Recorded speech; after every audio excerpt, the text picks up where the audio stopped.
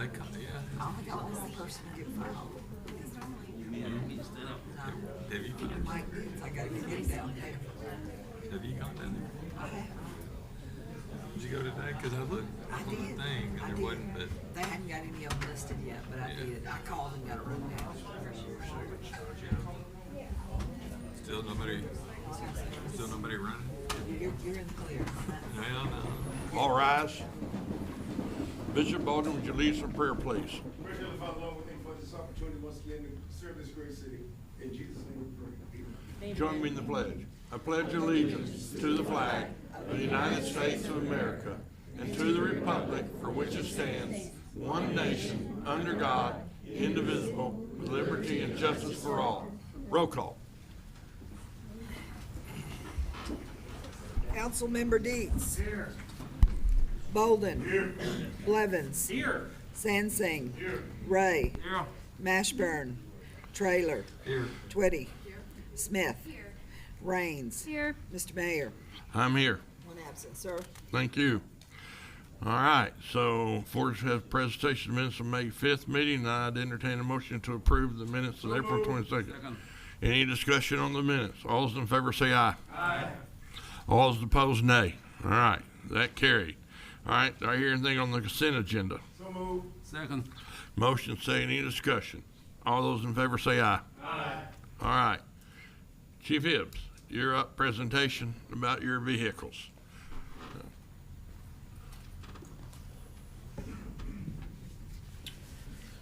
This, I jumped the gun a little bit, put this on the agenda, but Fire Chief discussed a fire truck at a couple of meetings ago, I believe, on the ARP money. And the council asked if we also needed police cars. The answer is yes. And what I didn't have the answers to at the time, I'm working on a 5-year plan to rotate cars out after 150,000 miles, how many we would need now, later, and for the next couple of years. And so I have that plan, but really this ARP money, I believe, is for us, the directors, to get together and figure out how we're going to divide it up, and then come to the council to spend the money, probably for approval. That's my understanding of it. And so I've got it on here tonight to answer your question from a couple of meetings ago when that came up. So the answer is yes, we want cars. And, but I think that'll come up later in June when we have our ARP money meeting. Any questions about vehicles? I mean, how many officers in patrol do you have? In patrol, about 30. We have about 55 officers right now, about 30 in patrol.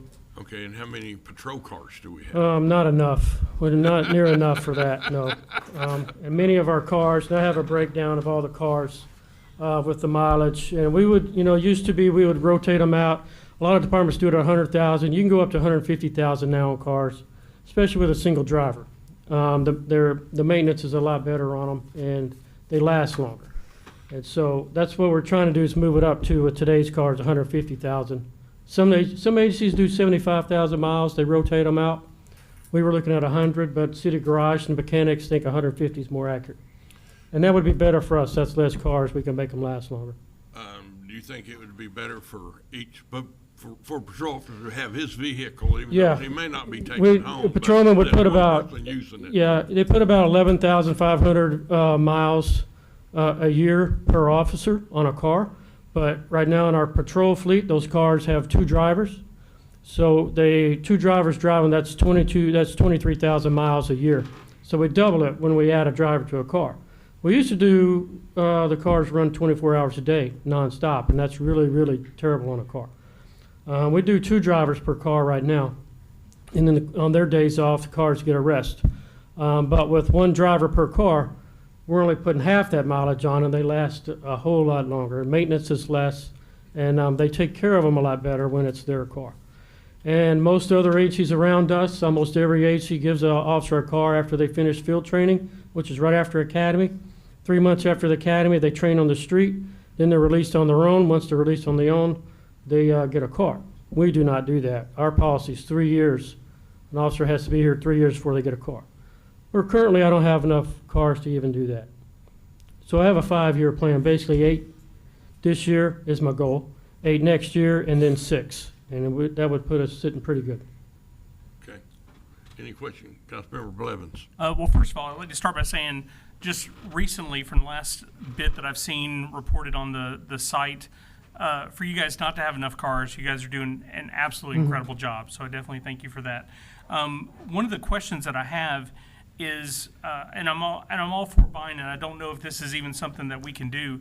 Is there any opportunity to use like the Ford, city leasing program to do something to where we can get enough vehicles as a lease to own option? So, we can lease more cars at the front end, and then like as it gets time for us to be able to purchase and buy them after the cycle's over to get new cars. We have looked at the leasing program, and for 10 cars, it's, I think, $13,000 per month. Per month. And that comes fully equipped, but at the end of that 3-year lease, we do not own that car. If my funding runs out later on in the budget, I have no cars. And a lot of cities do not do the leasing. There are some small cities that do that, but most of the decent-sized cities are not doing the lease because they don't own the car. Yeah, they do offer the option to purchase it at the end of the lease. So that's, They do? That's the only Yeah. reason, only because we had the option to purchase it. There'd be a is the only balloon reason why payment I at the wanna end of look that at lease, yeah. We have looked at it, and there are a few cities that do it. But we didn't find it beneficial for us. it. Okay, thank you. Any other questions? Okay, thank you, Chief. You might as well stay there. That's what I thought, yeah. Yeah. Okay, so that brings us to ordinance 1695, waiving competitive bidding on lead reclaiming out at your shooting range. I'd entertain a motion to approve ordinance 1695 on first reading. So move. Second. Got a motion, second, roll call. Councilmember Deets. Aye. Bolden. Aye. Blevins. Aye. Sansing. Aye. Ray. Aye. Trailer. Aye. Twitty. Aye. Smith. Aye. Raines. Aye. Ordinance number 1695, an ordinance waiving competitive bidding for the lead reclamation services and soil stabilization services for Jacksonville Police Department firearms ranges for the appropriate implementation and access for department and city of Jacksonville representatives, declaring an emergency and for other purposes. Chief Hibbs, would you explain what you're wanting to do and how that Yeah, works? real simply, we're in our shooting range. We have 2 shooting ranges. We have the one at the new PD that we use. The old one's behind the animal shelter is no longer used. That range was in place for 40 to 50 years. A range is supposed to have the lead taken out, mined, and sifted out the dirt, and that dirt cleaned. Is recommended every 1 to 5 years. The range at the animal shelter has been there that I know of since I was a kid. I don't know how long it's been there. I'm gonna say 50 years, okay? As far as I know, the lead has never been mined out of that range. And I think it's probably, to say the wrong way, it's probably we're sitting on a gold mine of lead, probably. Also, it's a hazardous material that drains off into the creek, which has monitors and all this stuff from the dioxin. And this is something that we no longer use that range. We cannot let it sit. We can't let that lead contaminate the soil and the groundwater. And we have to do something with it. There is no choice for us. If we're not going to use it, we have to clean it. And this company will come in and treat that dirt with a product called FF200, and it will encapsulate the lead particles so that they're no longer hazardous material. The second part of that is our new range that we've had probably 12 years now, and has seen heavy use from all the federal agencies, state agencies, and local agencies that use our range. It is overdue for having the lead cleaned out of it. We need it done too. So I can tell you that on this price, $42,000, when they clean the lead out, they put it in a machine, a sifter, take the lead out, put the dirt back. That lead gets sold. Right now, the current price is about 60 cents per pound. We get half of that, and we get half of that price taken off of the bill. So the bill will be cheaper than $42,000. It would be perfect if it paid for the entire thing, but I don't know if we'll get that much. There's just no way of knowing how much lead is in there until they mine it. Councilmember Bolden. Now, this price includes both ranges? Both ranges, that's correct. We only had 2 bids on this, and the other one was $71,000. And so we chose this company. It's a reputable company. They've done a lot of work. They worked at Camp Robinson out here, and they're coming from South Dakota. And it'll take them 2 days to get here, and they bring their equipment on trailers, and they'll take care of everything. Yeah, they work at Fort Seal too. Okay, Councilmember Blevins. Was one of the people that bid the same people that do the shooting range? At the Game and Fish Range? Yeah, the game and fish. No, and I did call whoever the company was that Kevin uses. That's completely different equipment because they skim the top, because the lead shot falls and the hours goes into the dirt. Completely different process. So I So tried they that. don't- They don't even do that. They don't even, process. they don't even offer that. Yeah, Thank you. different kinds of equipment and everything. This company that we have here they do both, but the one that Kevin was using does not. Any other questions? I'd like to make a Chief? comment, so Oh, that yes, sir. fellow councilmen can understand on the fire range. The program that they use is sift and purify, sift and purify. Pull up the lead, separate, purify, put the soil back. So that's a totally different concept than the fire Yeah, range. that's correct. Right. Mm. They're just mining lead for recycling at the Yeah, Game and this Fish lead Range. will get recycled, but, it's a hazardous material until it does. Has to be transported properly, handled properly, licensed, and all that stuff. Okay. Any further questions? Okay, I'd entertain a motion to approve on first reading and place on second reading. Got a motion second, all right, roll call. Councilmember Deets. I have one more question. I'm sorry. I have one more question. You still get a chance to ask it. Aye. Blevins. Aye. Sansing. Aye. Ray. Aye. Trailer. Aye. Twitty. Smith. Raines. Aye. Okay, any questions? Councilmember Blevins. What fund is this coming out of? This is out of my Out of budget, PD? Out of 5,500, PD? yeah. Okay, thank you. All right, any further discussion? Okay, I'd entertain a motion to approve on second reading, put on third and final reading. Second. Got a motion second, roll call. Councilmember Deets. Bolden. Aye. Blevins. Aye. Sansing. Aye. Ray. Aye. Trailer. Aye. Twitty. Smith. Raines. Aye. Okay, I'd entertain a motion to approve and adopt. So moved. Got a motion second, any discussion? Any further discussion? All right, roll call. Councilmember Deets. Bolden. Aye. Blevins. Aye. Sansing. Ray. Aye. Trailer. Aye. Twitty. Smith. Raines. Aye. I'd entertain a motion on the emergency clause. Move. Second. Motion second, any discussion? Roll call. Councilmember Deets. Bolden. Aye. Blevins. Aye. Sansing. Aye. Ray. Aye. Trailer. Aye. Twitty. Smith. Raines. Aye. We have adopted. Chief, thank you. Thank you. Okay, that brings us to, good old ordinance 1693. I'd entertain a motion to put the, 1693 on third and final reading. Second. Motion second, roll call. Councilmember Deets. Aye. Bolden. Aye. Blevins. Aye. Sansing. Aye. Ray. Aye. Trailer. Aye. Twitty. Smith. Raines. Aye. Ordinance number 1693, an ordinance reclassifying property in the city of Jacksonville, Arkansas, amending ordinance numbers 213 and 238 and the land use map of the city of Jacksonville, Arkansas, declaring an emergency and for other purposes. Thank you. All right, so any questions, anybody need explanations or anything on this, since we've seen it several times? Okay, No, just a clarification. So this Yes. is not a modular home, it's a mobile home. That's correct, it'd be R6. So it's not the modular home that's gonna be permanently attached to a foundation. That's correct, it wasn't gonna be modular, it'll be brought in. It's a And they- manufactured home Yes, sir. slash trailer, not a modular home. Yes, it'll be an R6, it's not R5. So the zoning that they're requesting is correct. Correct. any further questions? Okay, I'd entertain a motion to approve and adopt So moved. 1693.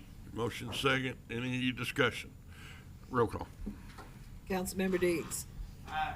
Bolden. Aye. Blevins. Aye. Sansing. Aye. Ray. Aye. Trailer. No. Twitty. Smith. Raines. Aye. Okay, I'd entertain a motion on the emergency clause. So moved. Second. Any discussion? Roll call. Councilmember Deets. Aye. Bolden. Aye. Blevins. Aye. Sansing. Aye. Ray. Aye. Trailer. No. Twitty. Smith. Raines. Aye. Okay. All right, we're past that one. Now, it's time for a public hearing on condemning of certain structures and real property in the city of Jacksonville at 6:14. I declare the public hearing open. Anybody wish to comment?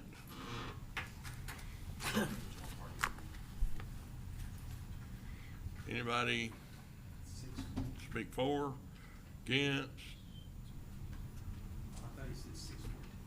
Yeah, have you got something? Yes, sir. I want you to state your name and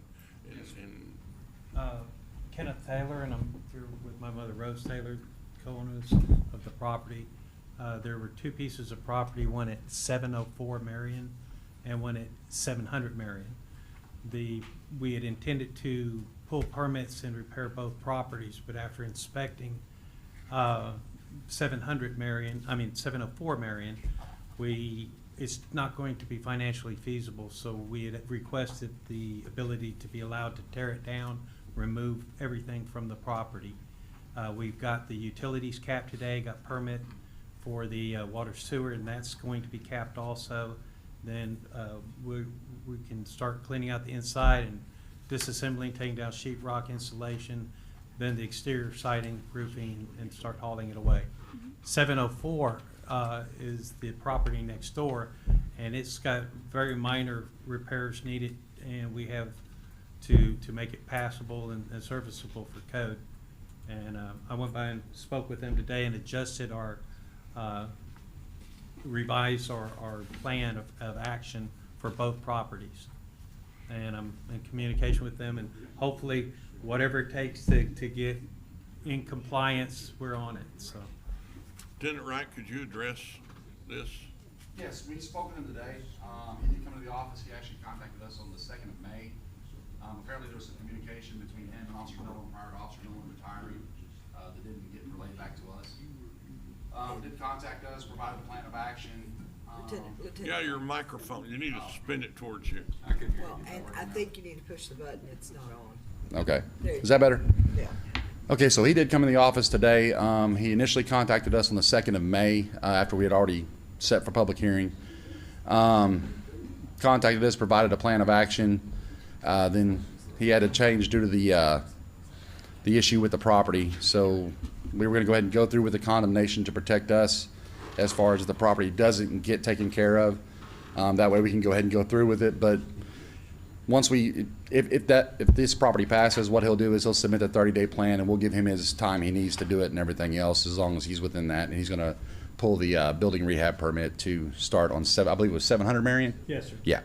So, As long as he's got a plan, follows through with it. right, we're not gonna touch the Even if property. we approve it, it's not gonna mean anything. Correct. We're not gonna do anything as long as he comes in there, and he, like I said, he's already provided his plan of action and everything. So all that does is protects us as far as if something happens where it doesn't go through, we'll still be able to follow through with the demolition. So, And As long as I don't die, communication we're. is the key. yeah, exactly. Communication is the key, I presume. Okay, any questions? Okay, I just and, don't want, you fully understand what he's saying. Oh, yes, sir. Yes, sir. okay, so you're good with it. I've never had a problem with Do we have a Jacksonville list code. of the properties I've that we always could been put able on to the work screen, or? I've got a presentation, Mary, that I did like All last right, time. well so. then let's make a presentation. Or do we need to read it first? We can get it to work right.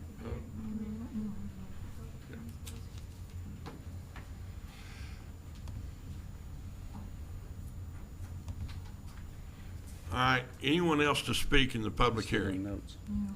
All right, seeing no one, public hearing's closed at 6:18.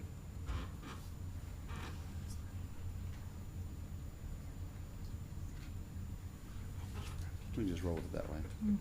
So, can you guys see them okay on the monitors? Yes. Okay, so the first property we have is 704 Marion, which is the one he just talked about. That's the one that he plans to demolish. The structure on that building is falling apart. It's been run down, and there's been some homeless folks that have been found inside there and some other stuff. So, the case was started on the 14th of January of this year. We red tagged that property on the 19th of January. They were given their 10-day letter of intent or their intent to condemn letter on the 1st of February. He contacted us on the 2nd of May, and then on the 16th he provided a plan of action.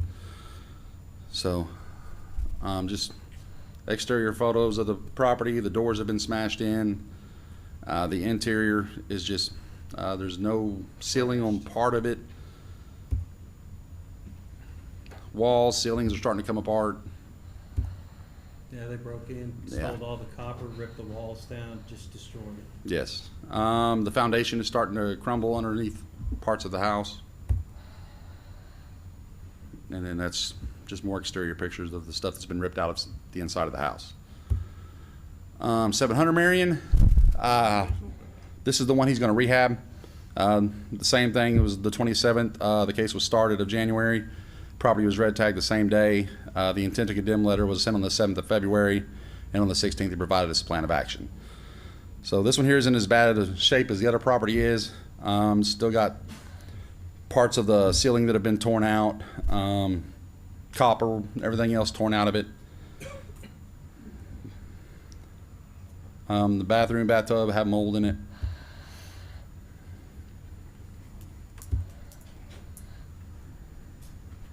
There, the paneling is starting to fall apart. There's actually a swimming pool in the backyard that he is going to fill in. It has a tree growing in the swimming pool. And then there's an old shed back there that's falling apart, which will be part of those structures also that we would tear down. The next property is 3032 South Highway 161. This house is pretty much burnt to the ground. The owner out there had initially started to remove the debris and stuff from the property and then just stopped. He was given the case was started on the 1st of February. The house was red tagged on the 11th. The condemnation notice was sent out on the 22nd of February. Like I said, they started work and failed to complete it. So we're wanting to get all that stuff removed out of there.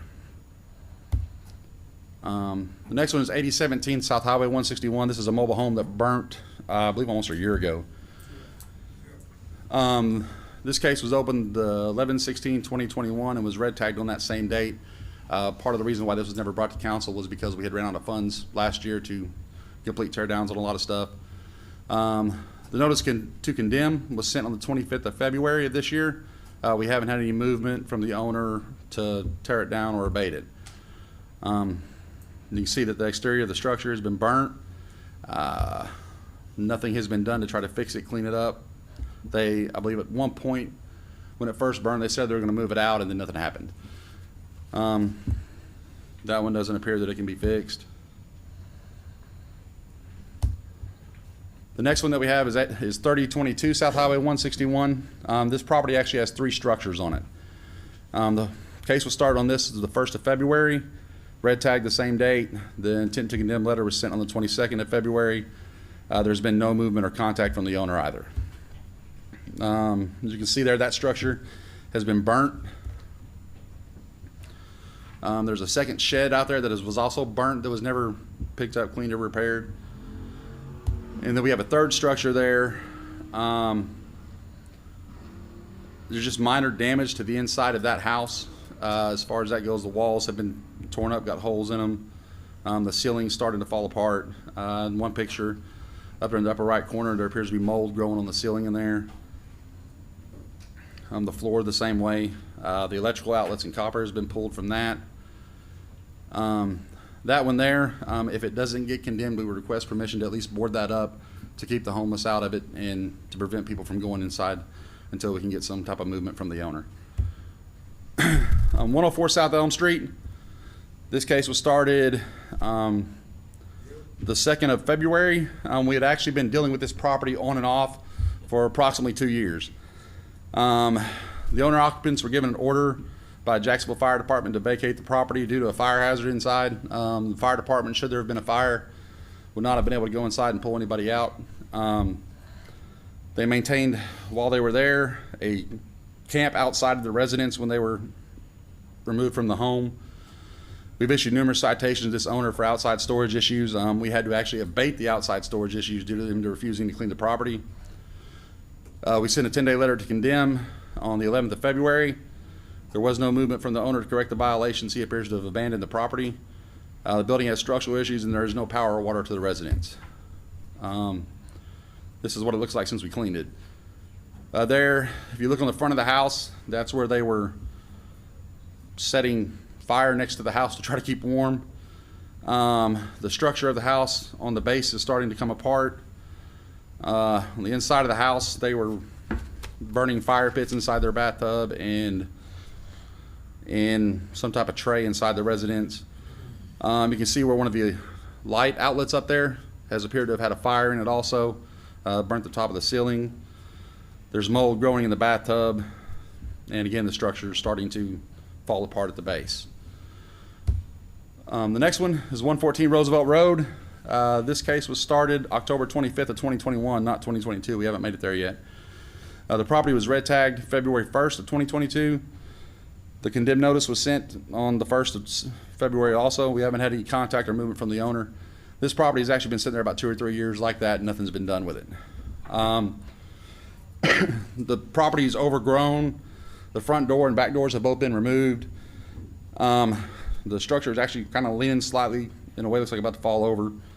The bathtub has had the insides tore out, the copper, the piping, and everything else has been removed from the inside of the property. The walls are starting to crumble and fall apart. And then the back of it, I mean, like you go front to back without having to even go in a door. So, 206 Heritage Street. This one is also one of our problem properties as far as homeless people inside of it. It's overgrown in the front. This case was started on January 18th. Numerous calls regarding a homeless subject staying inside.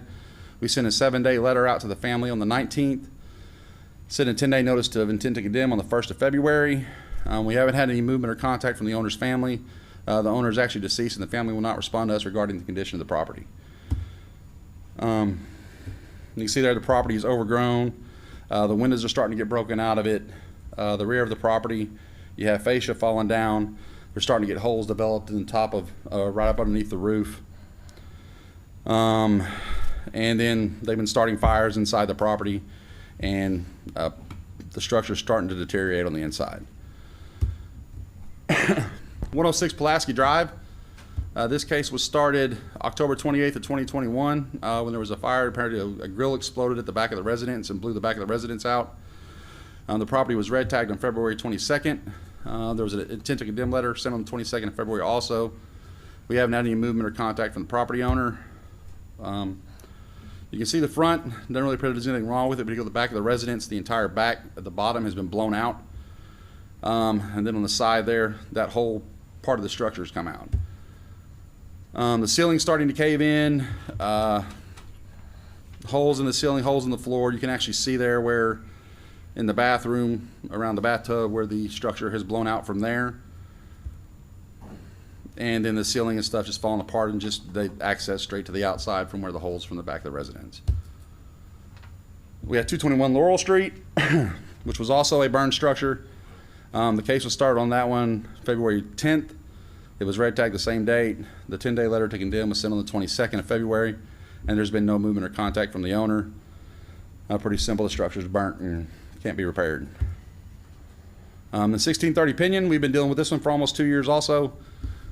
We actually started a case on it on the July 12th of 2021.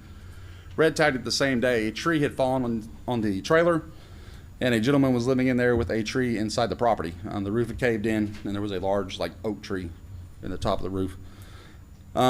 We got him out of there, sent him a 10-day letter to condemn on the 23rd of July. We weren't able to locate him. We actually placed a notice in the Leader newspaper attempting to contact him, or hopefully he would see it and somebody would contact us on August 10th of 2021. Still haven't received any movement or contact from the owner.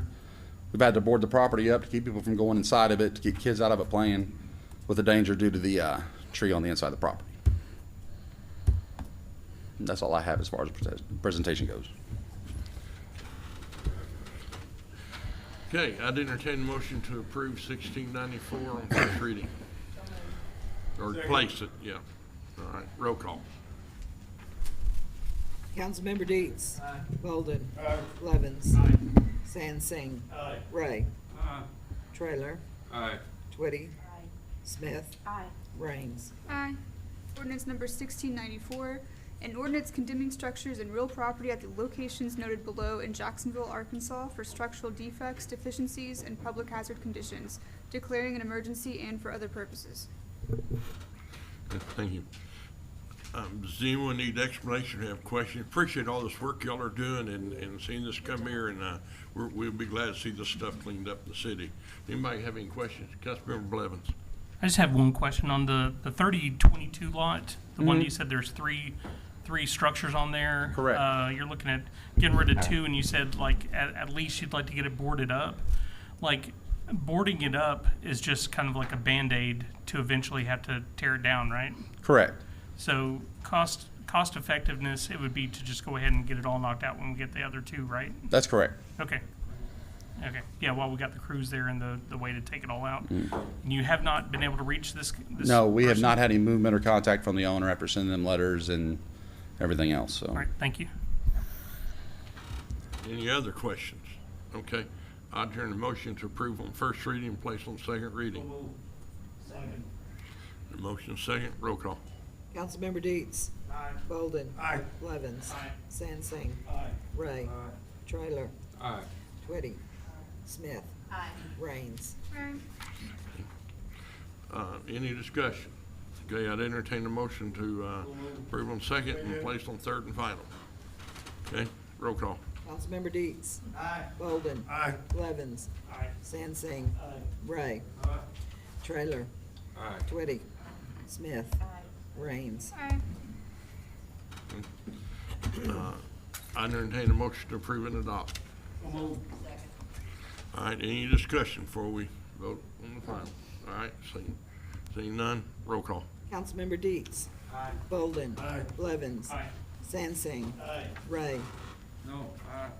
Trailer. Aye. Twitty. Smith. Raines. Aye. Do I hear any motion on the emergency clause? Second. Motion second, roll call. Councilmember Deets. Bolden. Aye. Levens. Sansing. Ray. Trailer. Twitty. Smith. Raines. Aye. Thank you again, Lieutenant Wright.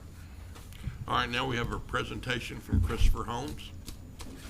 And some of us were here and remember that they were here in, I think, 19. So, Liz, introduce yourself and who you're with. And Sure. So my name is Elizabeth Lopez. I'm the Executive Director of Christopher Holmes. And this evening I have with me Christy Angel. She's our Board President. Michelle Allgood, our Secretary, and John Dominic, our Vice President. And today, well, let me read this. I don't want to go off my teleprompter here. So, on behalf of myself and the board, we want to thank you for allowing us this opportunity to speak this evening. And first, before we start, I really just kind of want to introduce you to Christopher Holmes with a slide presentation of our properties. We have 24 around the state, and I just kind of want you to see what we look like, what the family looks like out there. Maybe.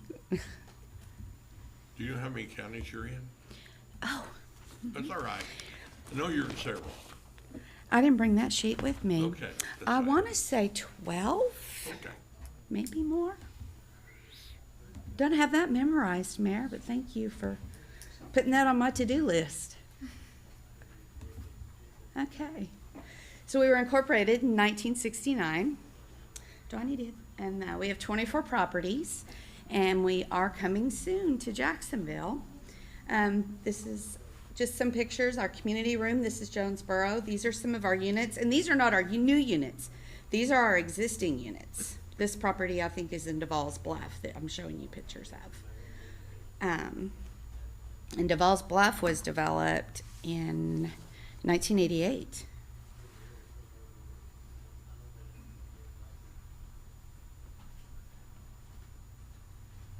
All 24 are not quite on here. There were some that I left out. Some of the properties have the same design, so.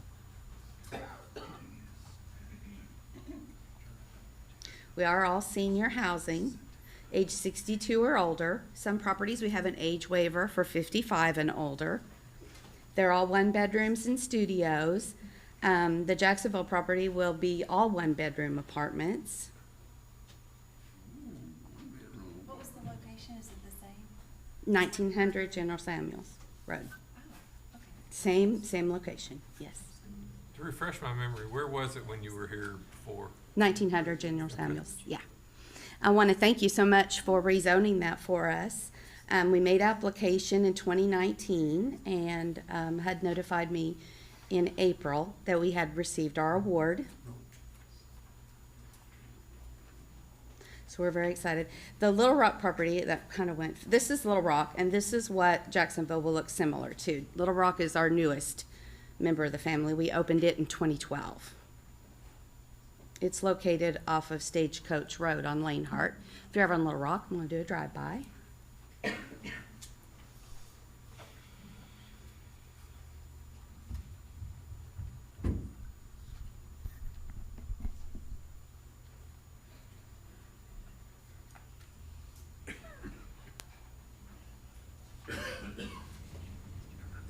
I should have made it go faster. We have 24 properties, 17 are a 202 HAP, which are Section 8, and then we have 7 which are 202 PRACS, which is a Project Rental Assistance Contract, and that's what Jacksonville will be. They are for the very low income and age 62 or older. We've had several inquiries. We can fill a Jacksonville property up 2 times over if HUD would have allowed us more units.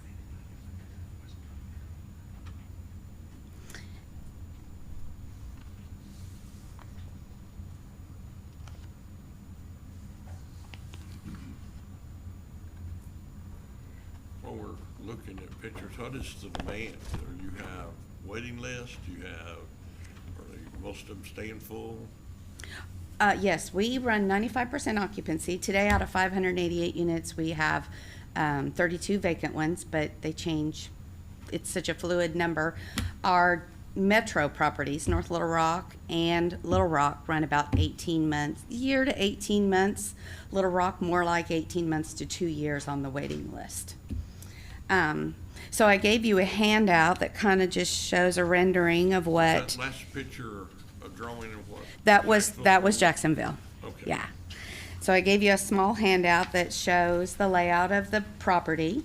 We're going to do it circular so that there's room for fire truck to be able to go all the way around. So it's a little different if you drive down to Little Rock. We actually had to put a turnaround in if a fire truck were to come in because there's only, it's not circular.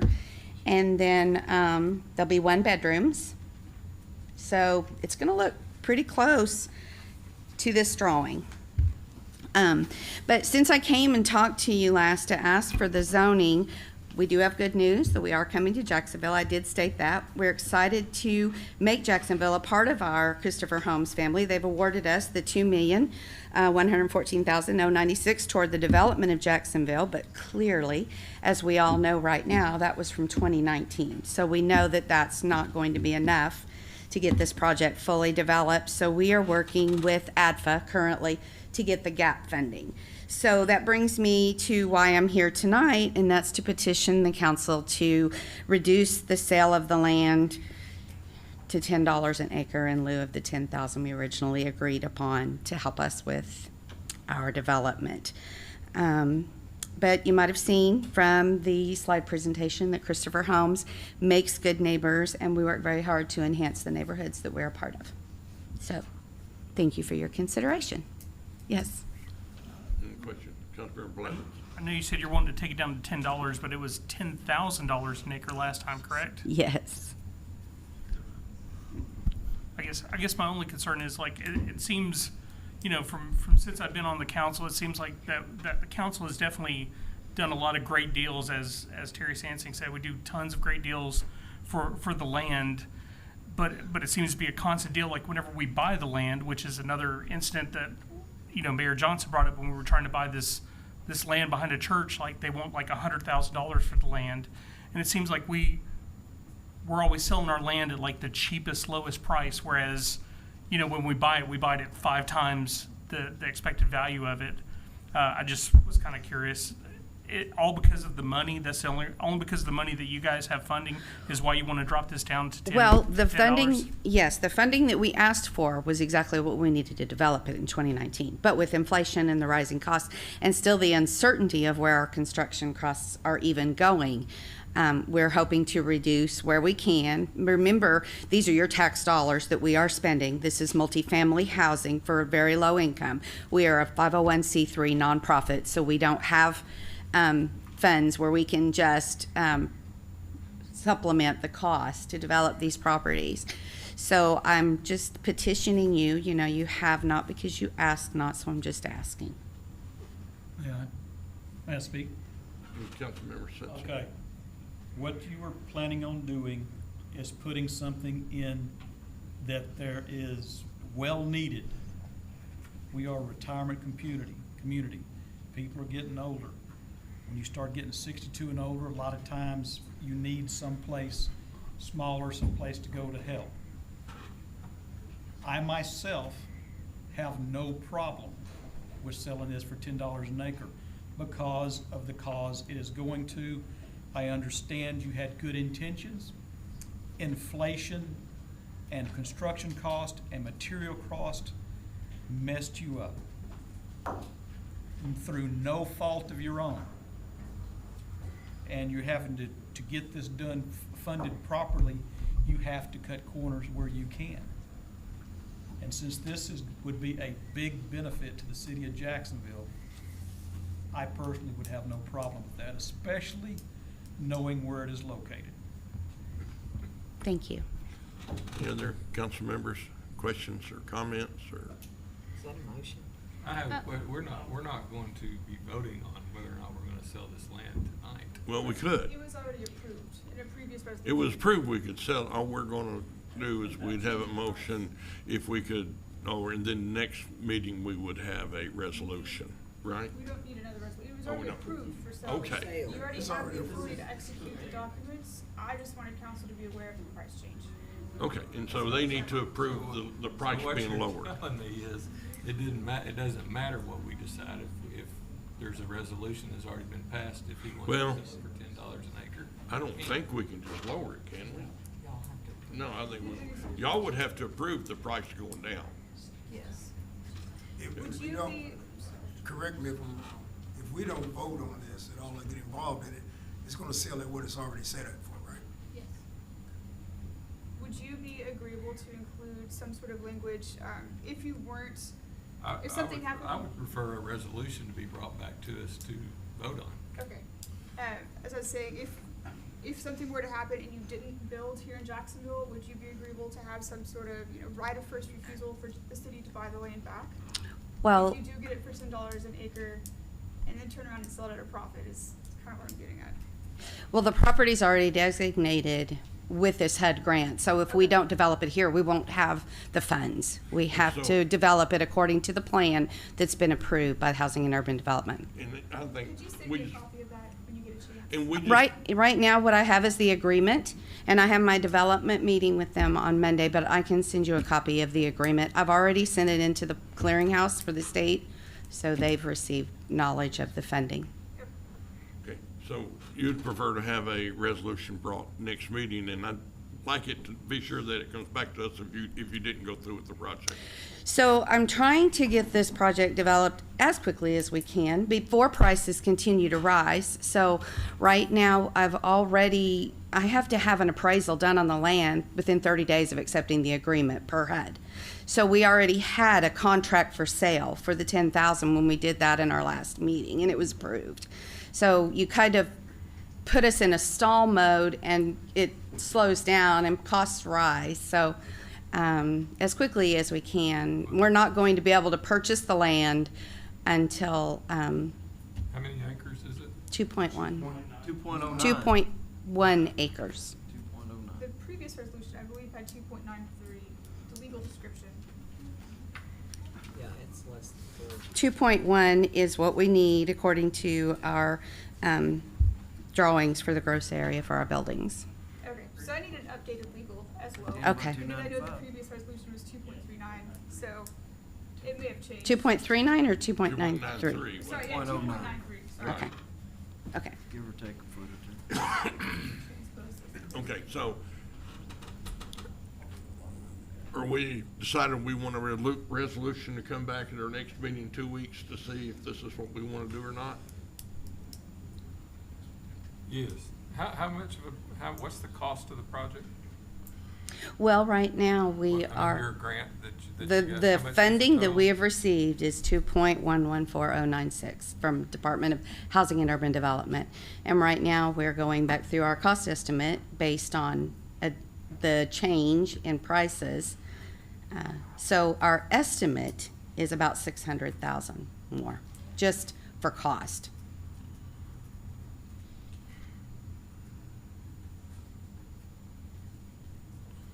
Oh, 2728, something around that is what you're. How big are the units? Each one, the one bedroom, one bath? They're one-bedroom units, they're 624 square feet. There'll be a 20-unit property with a manager's unit, so we'll have a manager that lives on site, and we'll have a community room and laundry. Okay, thank you. Excuse me, and you said from the inception, when you applied for this, the price has gone up $600,000, construction cost. The price in construction has gone up since May of '21, $600,000. Which brings you here to ask. Yes. Every drop in the bucket will help. So, But this won't Ms. Mayor. take care of everything. I think that that's the- why we're petitioning ADFA for the gap funding. Right. Yeah. Okay, Councilmember Ray. Okay, I think Crystal Homes has brought us a good plan, been well thought out. And I think we as a council member should proceed to try to grant them the, whatever they need to build these 20 units. Only thing I waited, I wish you'd not have a step over bathtub. We're not. They're all going to be roll-in showers. We're not doing any Okay, good. bathtubs. Okay, all right, thank you, thank you. Is that a motion, Reedy? Yes. Okay, I second the motion. all right, second. Councilmember Bowden.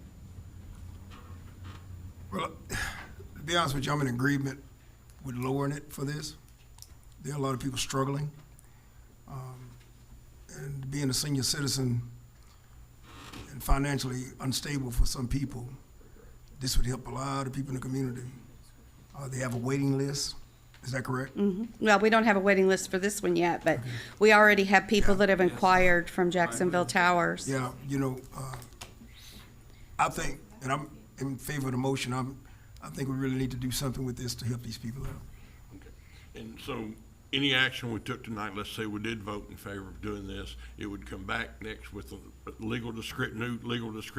Yes, sir. And then we'd have the resolution that- Motion and all that. that Mike- But that would let her move forward if we approve this tonight with our intention. Mike, do you have a Alright. problem with that? She can move Well, my forward without question is, it. if you're applying for, and I don't know the terminologies, you'll have to excuse me, Yeah. you're applying for what kind of gap? So ADFA has funding also from the Department of Housing and Urban Development that comes down to the state, and it's funding from the Home Trust Fund.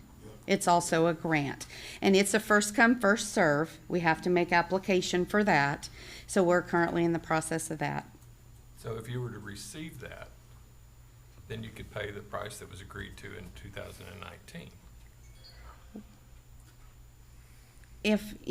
Yes, if I included it in there and they approved it, $600,000 over I will cost. include in there what we need for development, and then they will approve it or not.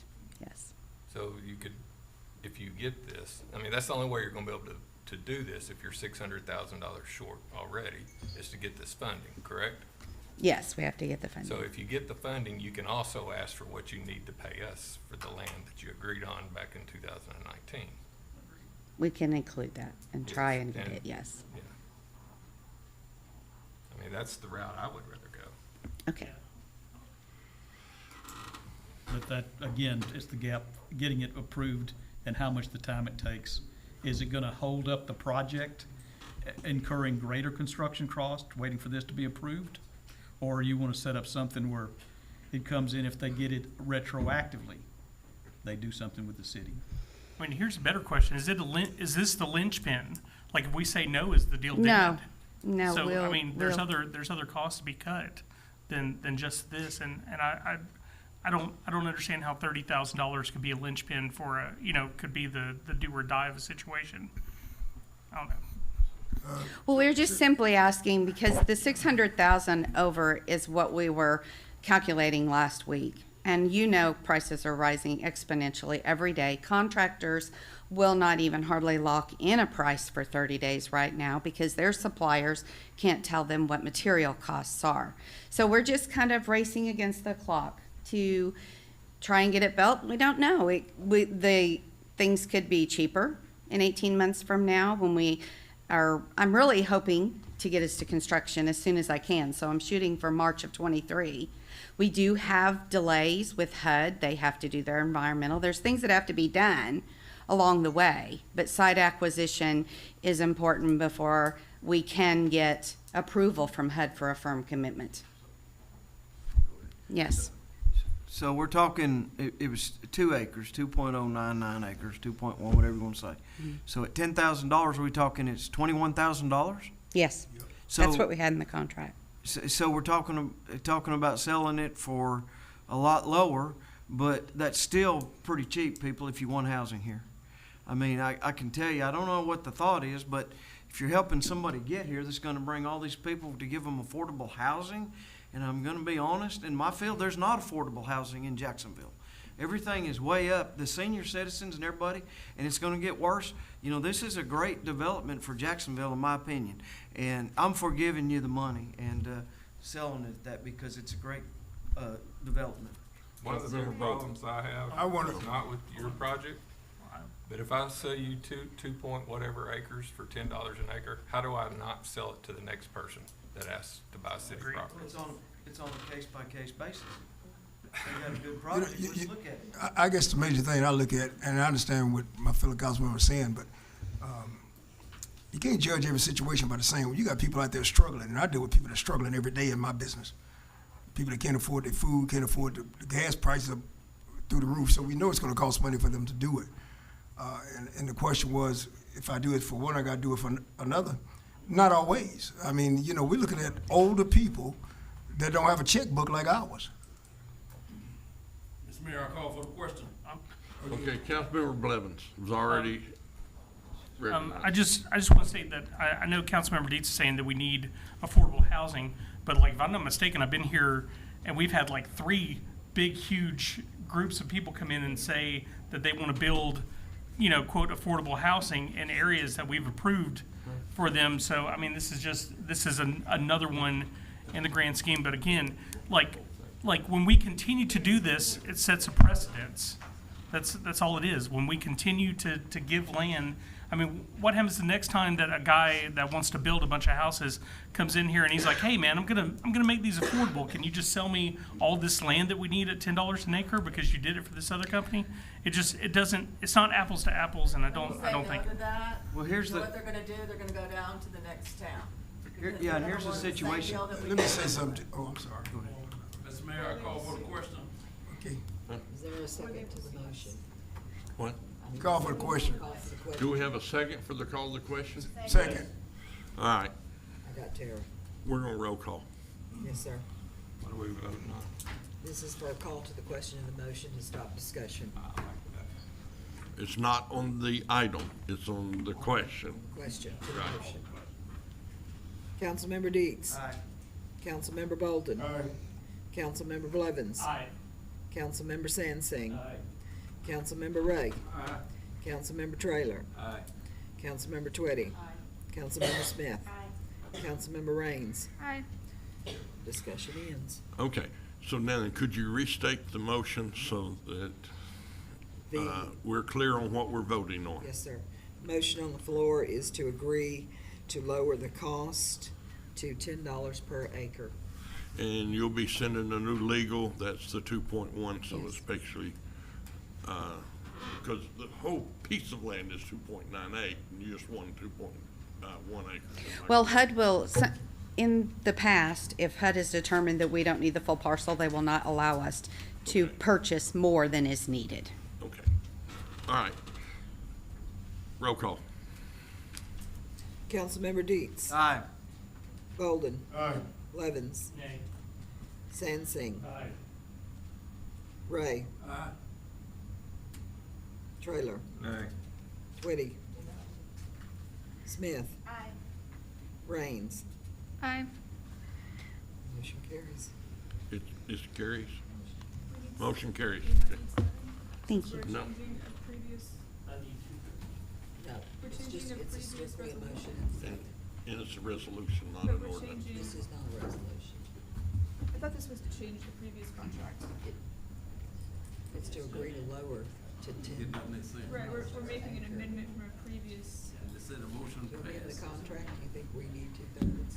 to amend an ordinance. To change anything, you need 2/3. I would think to amend an ordinance, you would need 2/3 as well. Right. Well, this was an ordinance. Motion passed. No, this is. No, it doesn't have to be an ordinance. It's Right. to change anything, you need 2/3.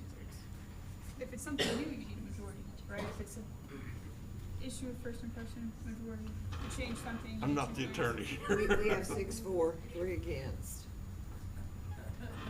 Where are we at? Motion passed. Third, 2/3. We don't have 2/3 that could be required to, We need 7. Change of contract. We need Right. 7. You some move? yeah. Okay. It's So it not didn't pass. 2/3 present, it's 2/3 total. Clarity, didn't pass? Clarity, didn't pass? No. Motion fails. Motion didn't pass.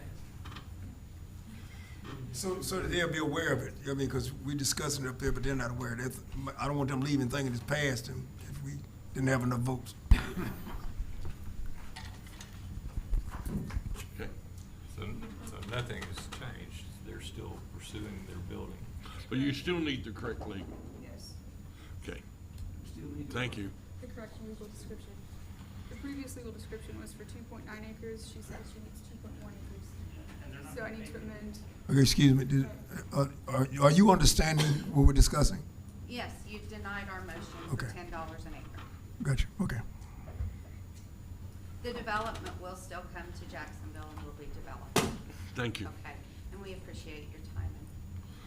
Thank you for coming. Okay. Thank you Now so we much. reach item of discussion, Rock Region Metro, Councilmember Blevins. Sir, thank you, Mayor.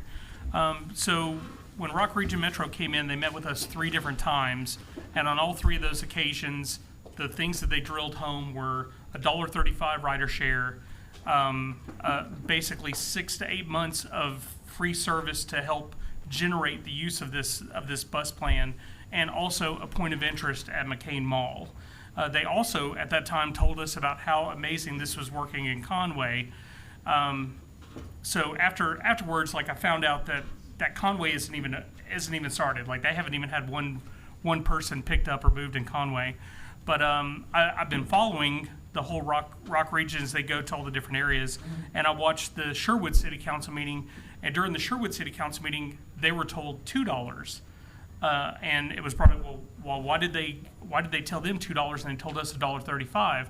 Well, during one of the next meetings, the city council member said, "Oh no, this was definitely wrong. Jacksonville is paying $2." And I was like, "Well, that's not right," because they drilled it into our brain that it was $1.35.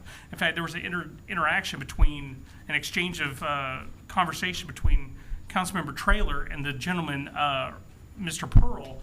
He goes, "So I can go here and it's $1.35, $1.35. I can go here, $1.35, $1.35. How much is it to go to this? $1.35."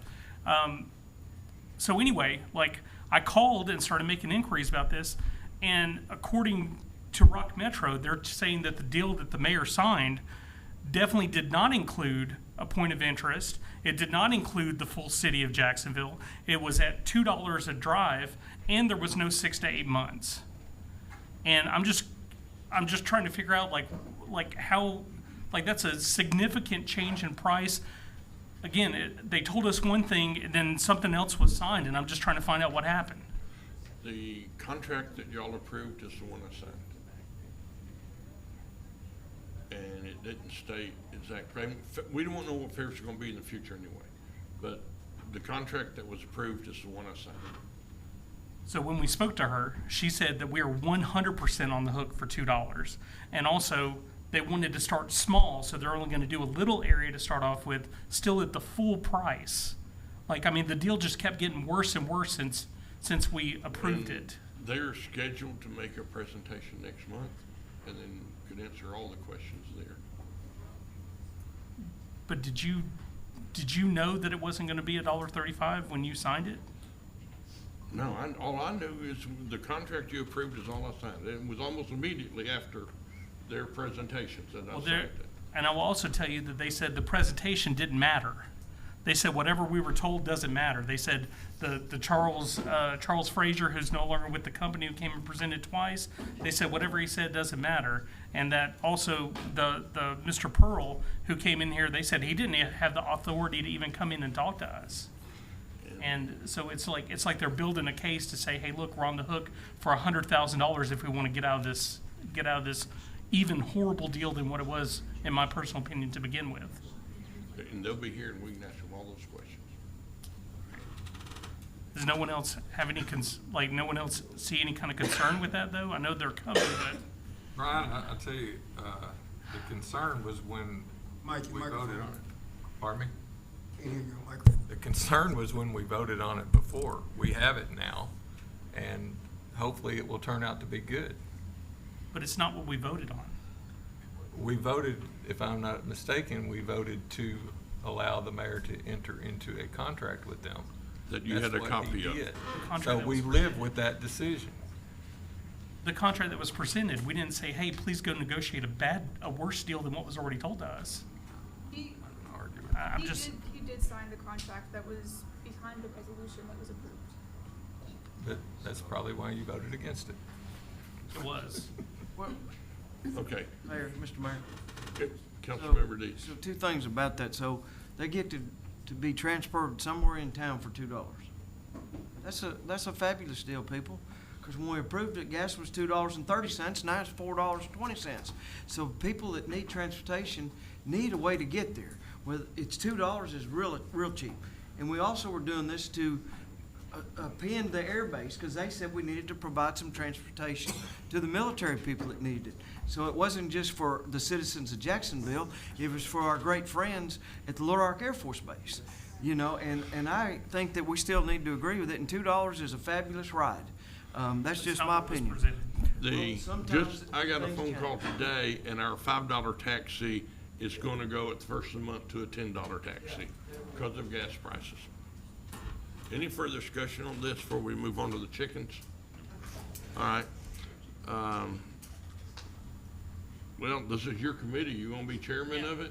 Well, I mean, was there anybody else that, I feel like, Councilmember Sansing said he wanted to be on there, and he's pretty adamant against it, and everybody knows that I'm pro it, so I was wondering if there was someone that kind of would want to take the chairmanship that isn't absolutely 100% pro or 100% against. If not, I will gladly do it. Usually it's whoever brings it up gets it, so. Brian, I'll share it. I would. Okay. Thank you very much, All right. Councilman. Thank you, Mary. He is chair. All right. And then you'll be in contact with Susan when they call the meetings and notify the press and all that good fun stuff that we like to do. Anybody wants to be on the committee with us, let me know. Yeah, we've got a list. We have committee members. Okay. Brings us next item of discussion from Councilmember Raines and Councilmember Sansing regarding ordinance 1692. Which one of y'all want to talk first? Okay.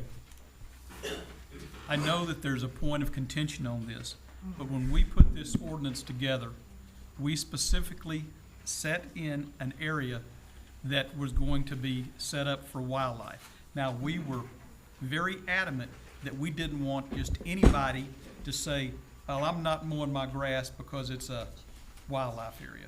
That the people doing it needed to get certain certifications and to prove that they were investing into taking care of their wildlife area. But, see here, Mr. Swift. Well, and it was required that they had a, federal, state, or local designation. Yes, federal, state, or local designation. We don't have a designation of Sidcup City. We don't have a designation for the city.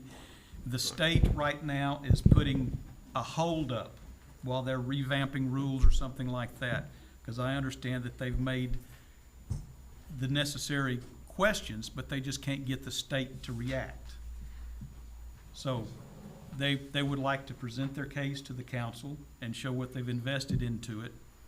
But to my mind, one of the best solutions to this was to give them a certain amount of time to either get the certification from the state or meet with the homeowners association and come up with a compromise agreement that everybody can live with without their investment that they've put into this being, getting mowed under.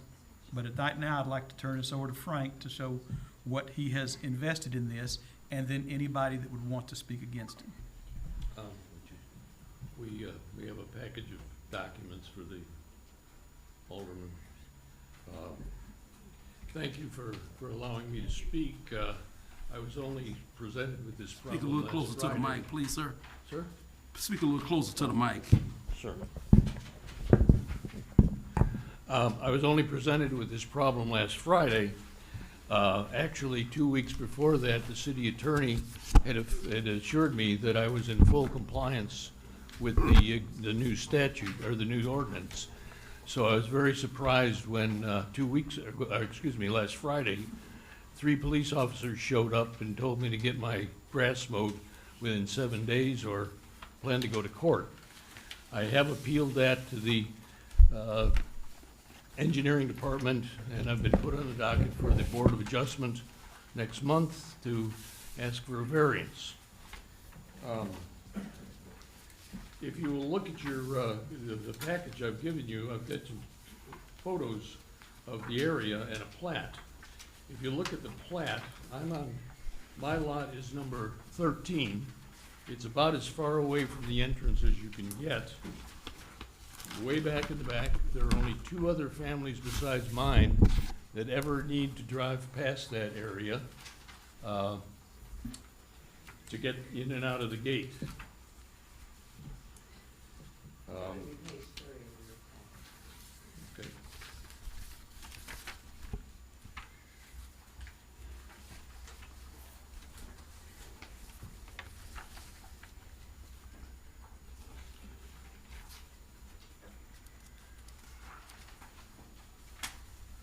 So just for clarification, you guys are at 13F on the parcel map that you guys gave us?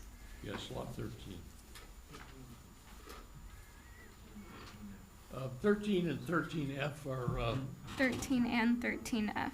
they're conjoined. All of the lots have a back part of the lot that's in the floodplain. They can't be developed. So you can only build on the ones that do not have the F designation. Now, if you look at the photo that I've sent you, you can see that my house, way at the top of your photo, is way back in the subdivision, far away from anybody else except 2 other people on our cul-de-sac. Since then, someone has bought the lot next to me, adjacent to my natural area, my wildlife habitat, and he's very happy with it. You'll notice if you can see that my house has been built not in the middle of the lot, but to one side of the lot to accommodate this wildlife habitat. This we did 12 years ago, and at that time, the ordinance was such that the city did not regulate mowing on any lot that was in excess of 5 acres. That ordinance stayed in effect. It may still be in effect. I haven't had a chance to check until April 6th of this year. Now, when we built our house, we built it specifically to be near this natural area that is adjacent to us. If you go out our back, to our back fence, there is nothing between us and Lake Pickthorn except fields and trees and wetlands.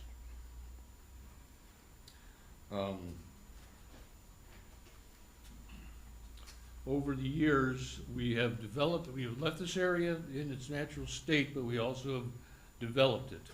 We've dug a pond, We have fixed the drainage in the meadow area so that we have no more standing water. In fact, we've built in an underground drain to drain the water into the pond. And we have planted native species of plants over the years and removed non-native and invasive species.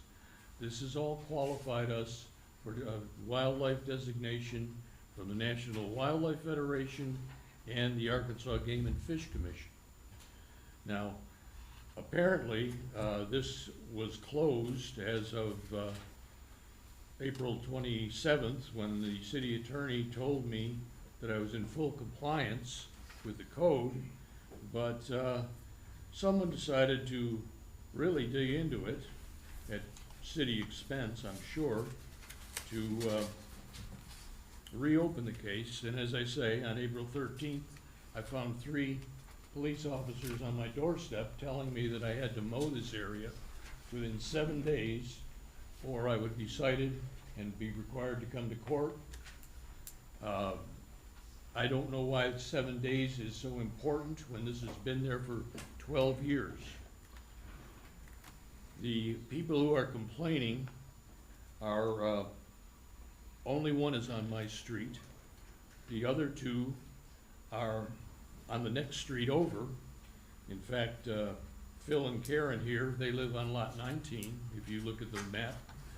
And they can't even see my house for the trees and the brush on the intervening lot. In fact, on that lot, there are 2 large brush piles left over from bush hogging 2 years ago that should have been removed, but of course they're not. I'm not complaining about that. They're very good for the wildlife.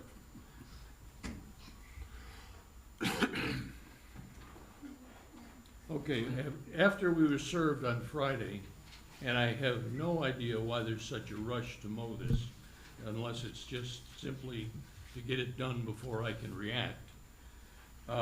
We filed an appeal with code enforcement. Code enforcement citation told me to file an appeal with the engineering department, and I did that, and I've gotten on the agenda for the next Board of Adjustment seeking a variance. Also in your packet there, you'll find a list that I've made up of compliance. You will see that there are many lots in our subdivision that are not in compliance with the mowing ordinance. In fact, some of my neighbors were out yesterday in preparation for this meeting, so I had to update that list. I would like to just say that this area's been there for 12 years, and all of the people who are complaining about it have moved out there after that. Some of them have been there as little as 2 years. So there is a legal doctrine called coming to the nuisance. If there is a nuisance and you move to it, you are no longer able to complain about it, you won't get any relief. And these folks just don't seem to think that they should allow well enough alone. They brought it up at the they brought it up at one of the homeowners association meetings. They tried to get the bill of assurance changed, and the other homeowners did not concur with them. I believe I have the support of the majority of the homeowners, property owners out there. Most of them are working people with small children. They cannot come to meetings on a couple days' notice, but some of them have, and they're here if you wish them to speak. I would like them to speak if they can. One gentleman's come all the way from Conway just to be here at this meeting. I have also included in your packet the written measures of support that some of the homeowners and property owners out there have been kind enough to supply us. I'd just like to say that this is a colossal waste of the city's time and money. Lieutenant Wright has a whole lot more important things to do, as you saw this evening. Meanwhile, as I read the new ordinance, the city has given itself the authority to approve such natural areas. It has not created a new application process yet, so I believe the city council could simply certify my wildlife area here and now. Or I would ask that the city council suspend action for about 90 days to allow the city to create a application process, and for me to bring in the experts that I have available to me so that we can demonstrate to you the value of this area. And meanwhile, I'll have to go before the Board of Adjustments to seek this variance. I'm a recovering lawyer, but I'm not litigious by nature. Okay, could I recognize our city attorney right now, please? Yes. So to clarify, when I told you you were in compliance of I'm the sorry, new... I can't hear you. Pull your mic closer. Is that better? Yes. Okay. To clarify, when I told you you were in compliance with the new ordinance, I was informed that you had been certified by the Arkansas Game and Fish. Based on that information, you had been recognized by the state, by a state agency, given certification. But when I spoke to the Arkansas Game and Fish, I was informed that their program is no longer active. It's currently inactive. So Allison Fowler, I believe her name was, sent a letter, an email this afternoon stating that she was providing some clarification on her letter of support, which was essentially what it was. It was a letter of support, not a certification. So that was the difference there with the discrepancy between saying you were inside the scope of code enforcement and the new ordinance. When I thought I was told you had the certification, I took you on your word for that. And then when I talked to Arkansas Game and Fish, and they informed me that they did not give you a certification. Also, the 7 days stems from our code. We give everyone a 7 days notice to mow their grass. The other lots in your neighborhood have been tagged. The ones that are not in compliance with code, the ones that you were previously mentioned, they have been. I'm sorry? That wasn't what we were going for. Got you, but I was just clarifying that they have been tagged. I know that code enforcement is primarily complaint driven. They're not omnipresent. They're not everywhere in the city, so they basically go off of a lot of complaints. Anytime there's a complaint, they go out and inspect. The other thing I wanted to mention, you brought up coming to the nuisance, and as a former attorney, you know that that is common in civil tort law. That's not anything that it doesn't give you any recourse to violate city ordinance. No, I That's a understand civil that. action between you and your neighbors, so I that has nothing to have do. not received the communication from Allison Fowler. I'll have to get that. Yep, she emailed you at 5:36. Her initial letter said that I qualified for their backyard program. It didn't say that I was certified.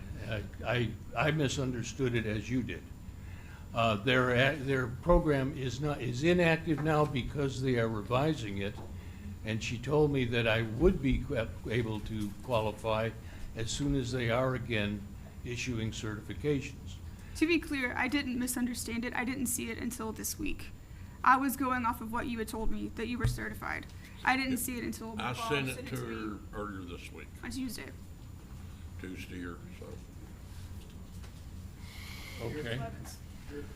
I think there's a rush, excuse me, I'm sorry.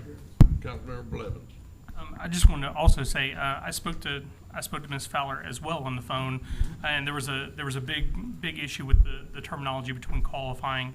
Like in Scotland, I can buy a quarter-size piece of land for $49, and I have the qualification be called a lord. But if I did that, I'm pretty sure that no one would recognize me as Lord Blevins. You know, if I went and bought that.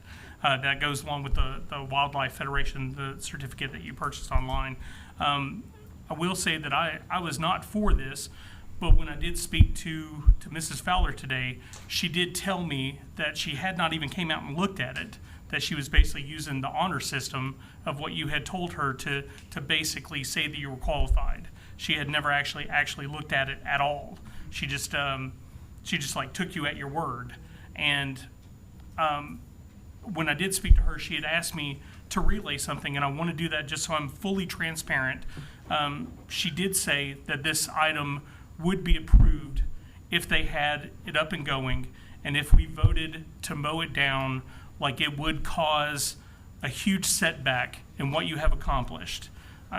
Again, I'm not for it. I think that it should be gone, but I just want to clarify that she did say that, and she was hoping that the council would at least give more time to where she could get it up and going, and then them come inspect it to see if you're in line to be able to have it, because nothing has been done except for communication online. Like, nobody's went and looked at it of any statue, of any importance. So, I hope I didn't convey that anybody had no, looked sir, at you it. didn't. You did not. Oh, okay. You did not.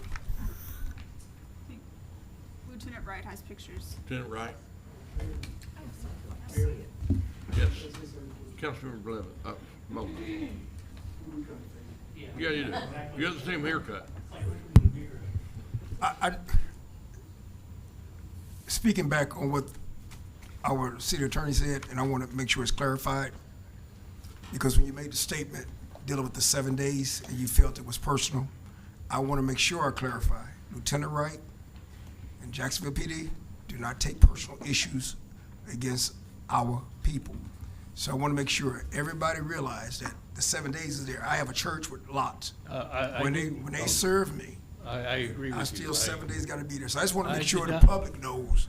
I did not mean that it was personal I got you. with the Lieutenant Wright. I meant it was personal with the new neighbor who's moved out there. and Well, the started 7 days is his plan. standard. I mean, if Mickey Mouse and Minnie had gotten served in 7 days, we're gonna see Mickey Mouse and Minnie. But I only had less than 7 days to prepare to get here. Okay. Otherwise. Oh, I understand. uh, I'm just covering. I understand, and I agree. I saw what they have on their plate. They have a lot more important things to do than this. Okay. And I appreciate that. Lieutenant Wright? May I be recognized, sir? So I'd like to clarify something on that 7-day letter that he was sent. That's a 7-day letter that is standard sent by code enforcement. He was also sent an additional letter indicating the process he needed to go through to get the variance on it. In addition to that, he was given until May 25th to cut the grass if there was no variance, not just 7 days. So he was given until May 25th. If the variance or the recognition wasn't given, on May 26th, we were going to come and cut the grass. So he was given ample time to approach you all and make his case and try to get a variance on it. Right. So it wasn't just 7 days. Did the letter not say 7 days? There's one letter that says 7 days, but if you look at the date next to it, and then the one that I gave you described exactly the process you needed to go through and the date that we were coming to cut your grass. And I have complied with that process. So, yes, sir. But I wanted to clarify that he was given more than 7 days. Incidentally, if those of you who have not seen the area, I would That's a sign he got up appreciate there, it. wildlife I habitat. invite you to come out and take a look for yourself. There's nothing wrong with the area that I have. In fact, my neighbor sitting behind me here bought the lot next to me, and he bought it specifically, according to what he's told me, based on the fact that there was a natural area next to where his children would be able to enjoy it. Could I ask a question? Yes. I'm confused. Where did this sign come from? You buy it online. The state gave that to him? That was a National Wildlife Federation sign that they give for recognition for getting their process completed. Mr. Merrill, Yes. how old is this subdivision? 12 years old? This subdivision, 12 years old? It's over 12 years old. I can't believe I voted for a subdivision and had a planned wildlife refuge in the middle of it. I don't believe I did that 12 years ago, how many years ago I did that. I must have been out of my mind. I don't know how long. I know no subdivision in the world has He's a been here. wildlife refuge in the He came middle along of with it. I know Moses. nothing like that. So, and I know where, I don't know where this come from. And where's the bill of assurance come from in the planning commission? They had to go through all this. Right. The Yes. bill of assurance does not regulate mowing, which my neighbors knew when they moved out there. There's- That's actually his house. There's actually a house being built right next to it. Councilmember Blevins. This is just last thing. As for, you were saying that all the other people in the neighborhood, like they can't see your area. I'm pretty sure that the reason that they have said anything at all is because when you enter an agreement like Foxwood Acre, like when you enter an area like that, you want all the places to be uniform. You don't want there to be just one random overgrown area. So I'm pretty sure that, I mean, I would say that it probably feels personal to you because you're the one that owns it. But I mean, all in all, everyone wants to be treated the same and they want all their lawn to look the same. That's why they spent that money to have their own area fenced in, blocked off. That's all I want to say about it. Thank you. May I respond to that? And it is the front yard. Yes, you may. May I respond? I would like to clarify one more thing, Mayor. The reference he was referring to, the original ordinance for grass that was deemed for the 5 acres, was passed in 2001. Right. There was a second ordinance passed in 2009 that superseded that ordinance that eliminated the 5 acre requirement. So that's the ordinance that he was going off of. And then we modified the ordinance from 2009 to add a couple words to it and change it from 24 inches to 18 inches. Right. So the ordinance that was applied was the 2009 ordinance is what we were going off of, not the 2001. Now, there's some other people that would have to speak to. Okay, I mean, May I respond to Mr. Blevins' comment? Can we hear from somebody in the community? yeah, I mean. Excuse me, can he respond to Mr. Blevins' comment? Come on. Yes. I agree with you. I'm not voting. I'm sorry? I'm sorry, I'm trying to hear the answer to Blevins. Okay. Councilmember Bowden? Councilmember Bowden, I'm sorry, you are, point of order? you're vice mayor, and I'm What's gonna turn the actually meeting going over to you for a couple minutes. Okay. Okay? How can never be able to respond to Councilmember Blevins? Go ahead, respond. Let him respond. Forgot what you said. Said everybody wants it uniformed. Uniform. The uniformity is governed by the Bill of Assurance, and it does not regulate mowing at all. And the neighbors around me do not object, have not complained, other than 2 or 3 that I know of. Is there an ordinance in the Bill of Assurance that says that you can paint your grass blue? No. What I'm saying is people just, they probably didn't put that in there because they felt that everybody would mow their grass and everybody would keep it up. It's Well- like one of those things where it shouldn't have been, it probably didn't need to be put in there because they just felt everybody was gonna mow their grass. Let me clarify this. We mow our lawn. We have a front lawn, we have 2 side lawns, we have a back lawn. But we have set aside a portion of our property to leave it as a natural area. It has been that way for 12 years while we were out there. No one has complained until the last year or 2 when a new neighbor came out. And most of my other neighbors support my keeping that area there. They do not object, or they want to be not involved in the argument. Okay, let me recognize your neighbors. We want to bring forward Mr. Bart Gray. Hi, I'm Bart Gray. I live at 2413 Hunters Chase Court. Next to Frank, I am the neighbor he's talking about. And we did live there. Push the mic a little closer. So. Okay. Excuse me. We did move there 2 years ago, and this last, we are in a improvement district, and the improvement district is been inactive. The subdivision itself was built and was approved in 2008. So that's 14 years ago. Has 24 lots, and at the time it was established, it was going to be Foxwood Estates. And if you can imagine that, it's 4 to 5, 6 acre lots with very nice houses and very well manicured lawns. The subdivision didn't take off, Reedy, you're right, but you approved the subdivision. It was going to be very nice. And it's been in the last 2 years that 10 lots have sold. We've got 8 houses under construction. We've had a lot of activity. The improvement district did not function at all before we got there, and I don't mean me or we, but we, as a neighborhood, established that we wanted to change the commissioners. Last August, you appointed Karen Carlisle, Daniel Gray, and myself as commissioners of the improvement district.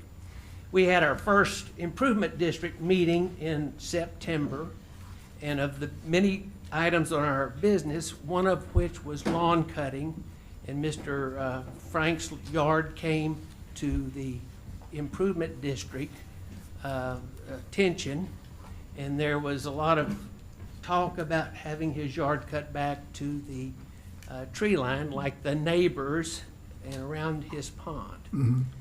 Mr. Swift asked for a tabling of that until we could talk. Or he asked for a tabling. I object, I did. Please, would you let him speak, please? Well, let me share this with you. Mr. Swift was very anxious, and there was going to be a vote to have his yard cut, and he did mention something about having some time to do something. Okay. We were able to, I told the people we would meet together and try to work out a compromise if they would table the motion, and they did. And Frank and I did sit down, and he was encouraged to offer a compromise or some form of solution for the community. And since that conversation, he has not done so. Before our meeting in February, code enforcement was in our neighborhood and cited him to mow his grass. And at our meeting in February, we didn't take it off the table because he was supposed to mow his grass. Since Frank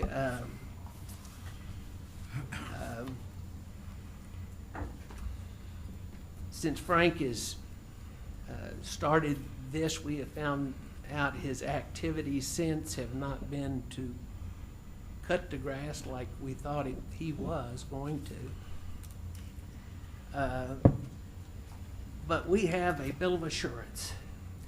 And the bill of assurance in the Foxwood Estate says the improvement district has the powers of oversight of the subdivision, including care of lawn and grounds, landscaping, beautification of areas adjacent to the streets, and other such things.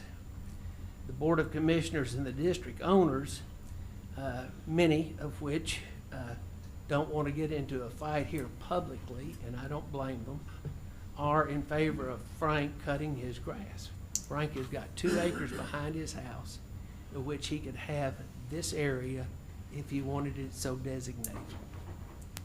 The front of his yard is less than 1/4 of an acre along the street, that if he cut it or cut around that would make his well-cut yard complete, and it would be more comparable to what we have in our neighborhood.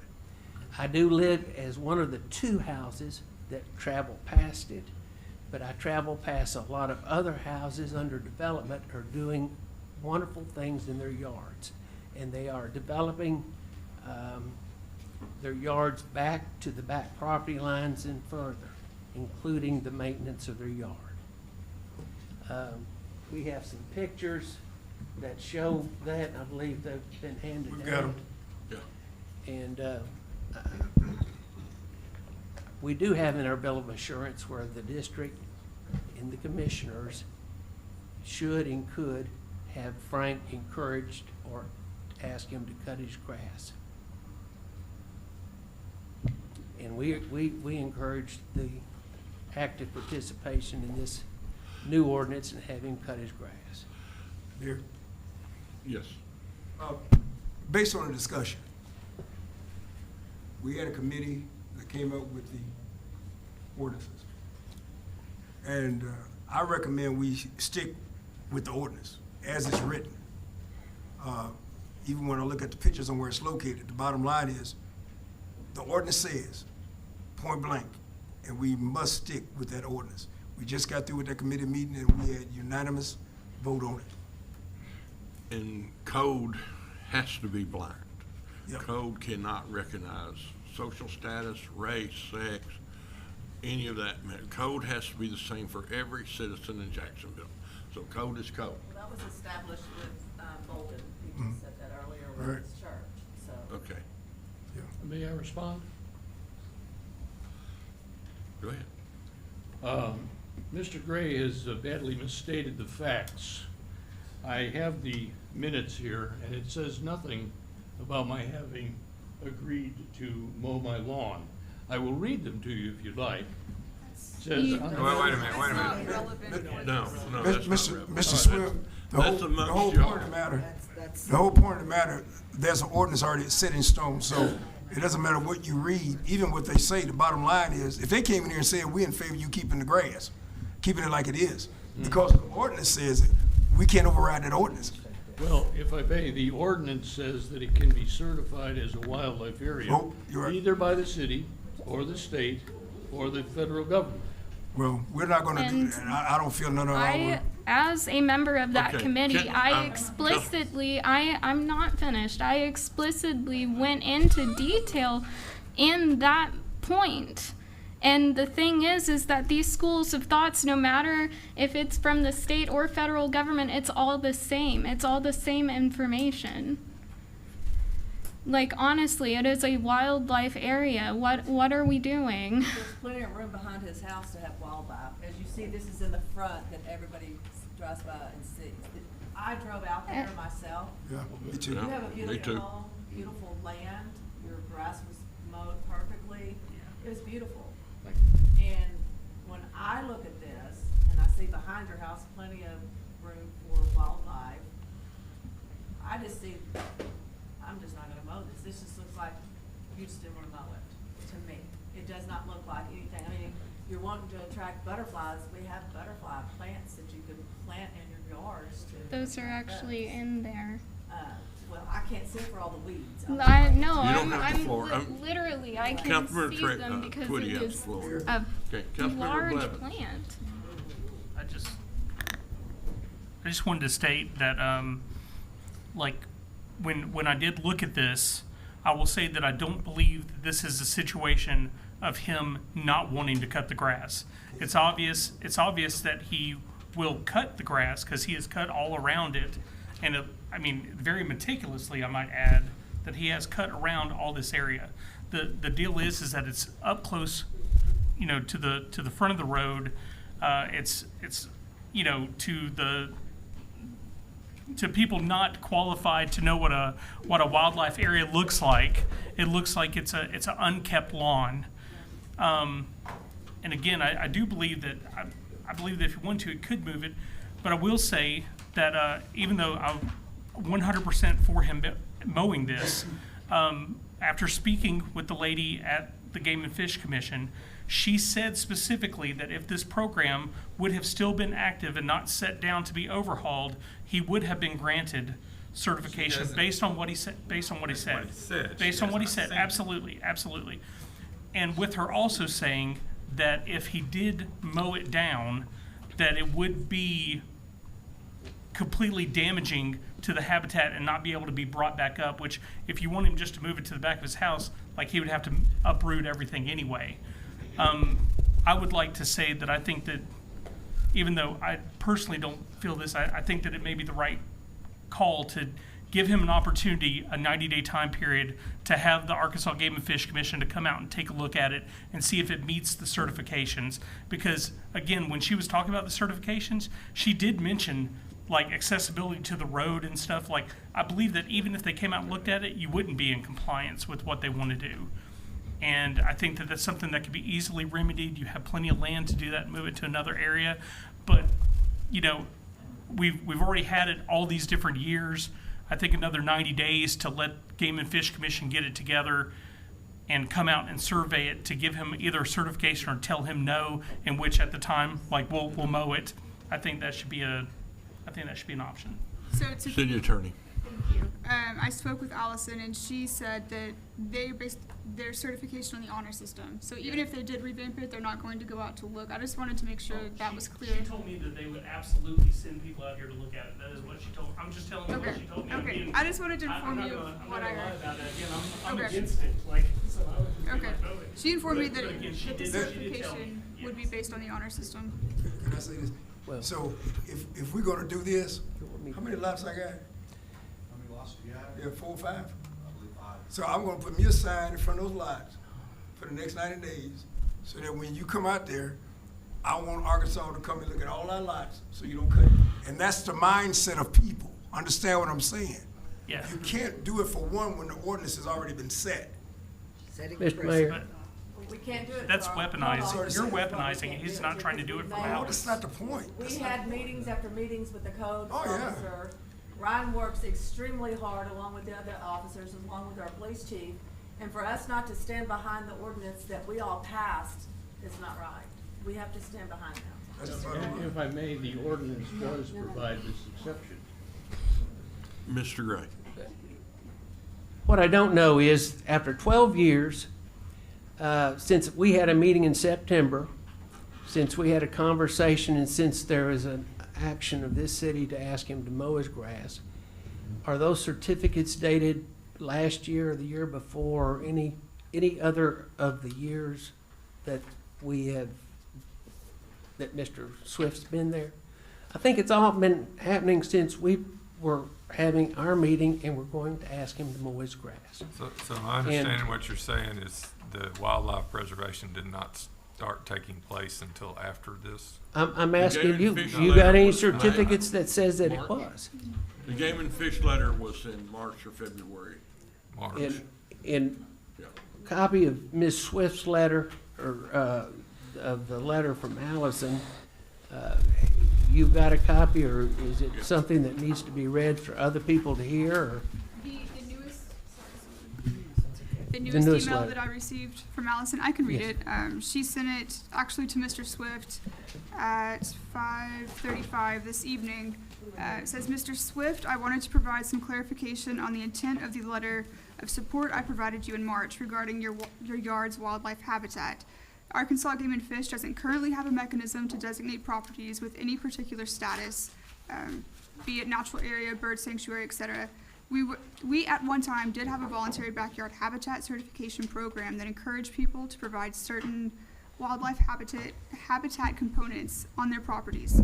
That program is currently inactive, though we are working to revise it. Based on the information you provided about your space, your yard would meet the qualifications and guidelines of the Arkansas Game and Fish past backyard habitat program.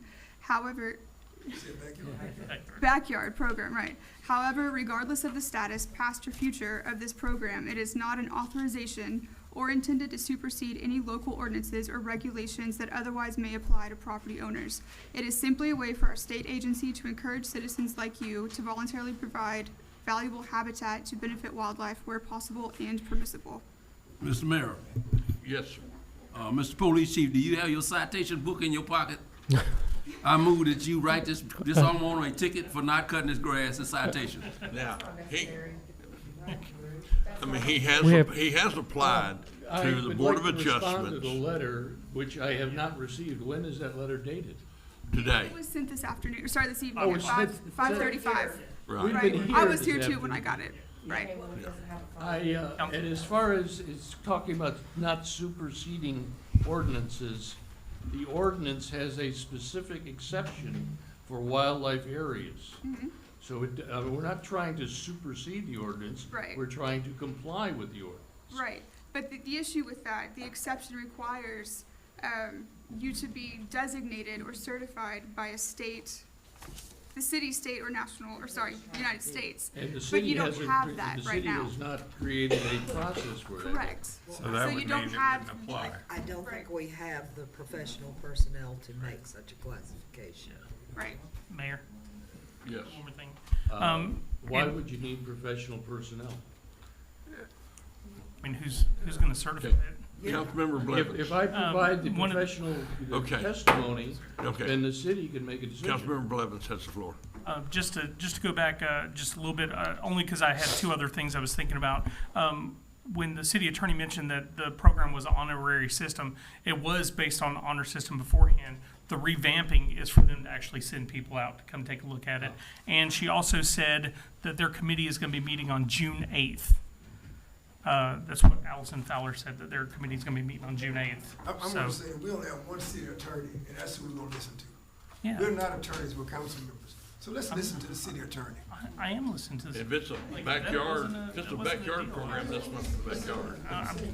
Yeah, I'm just, well, it's the person that wrote the letter. Okay, okay, let's address it.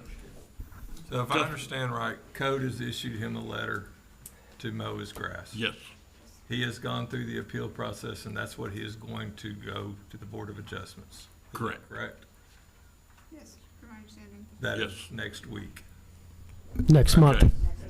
Okay. Technically, yes, but I disagree with the Board of Adjustment being the body But- to start but varying. is That's- he but no, following- but that's- There's a process in place right now. Due process for this type of thing that we believe, I don't think Susan does, but we believe is the Board of Adjustments. This is next step.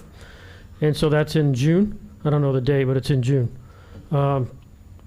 Susan disagrees with that, but I think due process needs to be Yeah, involved. but y'all for have the- already told But it- him that the Yes, process. he's already filed for that meeting, He's already yes. filed for that meeting. Mhm. And however that meeting go, if the Board of Adjustments, the way I understand it, if the Board of Adjustment says, no, you don't qualify, the grass gets mowed. Correct?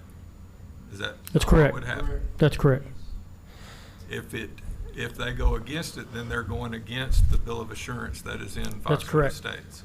The Board of Adjustments is going against that, That's correct. correct? Right. Let me offer that the Board of Adjustments is. Can we hear from Susan, please? Okay, hold on. He is an answer? The Board of Adjustment, they would not be going against the bill of assurance. The bill of assurance does not cover this. Okay. City Clerk has the floor. I think the concern for the Board of Adjustment will be that this would set precedent. They have never varianced grass. And my belief is that the intent of the ordinance that said that Section 8 could be appealed to the Board of Adjustment was not including grass. It may have been written as such, but I don't think the intent of the ordinance was to include that the Board of Adjustment would start variancing grass cutting.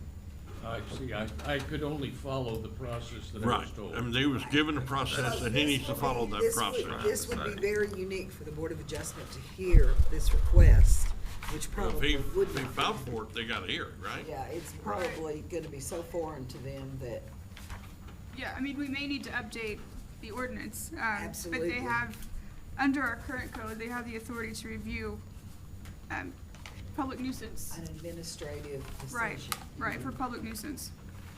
But they don't have the authority to go against the orders. They do right now, right? I mean, they have the ability to I mean, hear it right now. And I cannot see us changing an ordinance They, with this in play. I think should decide whether he's in compliance or not. That's it. right. And if they say he's not, then We mow every Thursday. Request for a They variance, can't provide a so they could variance. They vary. can only determine, it's an appeal, right, from an administrative decision. So they can determine whether he's in compliance or not. They cannot provide a variance. That for the is what grass. exactly that board does do, and the only thing that it does do. And anything outside of that board is quasi judicial and will end up in a court of law. Well, under 80803, I sent you the email, sorry, with the statute and the current Yes, municipal yes. code that And- provides and them with I that agree. authority I think to do it that. was originally an oversight when the ordinance sort of said everything in Chapter 8 can be appealed to the Board of Adjustment. I don't think the intent at that time was grass, but as such, it would include grass. Yeah. As written, so. And for clarification, we don't write tickets. We go and mow the grass, we send a bill. There's no remedy for that if they want to dispute it. Exactly. And so that's kind of the problem. Right. I have had several of my neighbors have come to speak on my behalf. One of them has come all the way from Conway. I would like them to have the opportunity to be heard. I mean, Can we I listen think to a any other decision's been neighbors made. other than Bart Gray? Bart Gray has already spoken. He's the neighbor on one side. I have neighbors who want to testify Okay. on the other. After he gets done then. Well, come, Okay? you go ahead and After he speak. gets done, they want to speak too, and my wife wants to speak after that. That's the problem with dealing with in this world right now. Well, Everybody, this okay, is wrong. before I let anybody else speak, I want to get something clear.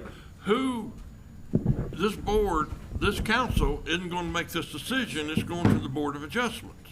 Am I correct? That's correct. Then why do we want to hear it tonight and let it go to the Board of Adjustments, and then if it's the process is to come back to us, that's what it does when it does. Mayor, But, yes. Listening to your since we have some people who have driven a long way out of courtesy, let's let them. Well, I'll let one, I'm gonna let them all. I mean, we don't have to, That will change it. We'll stay here till next. Go well, ahead, sir. State your name.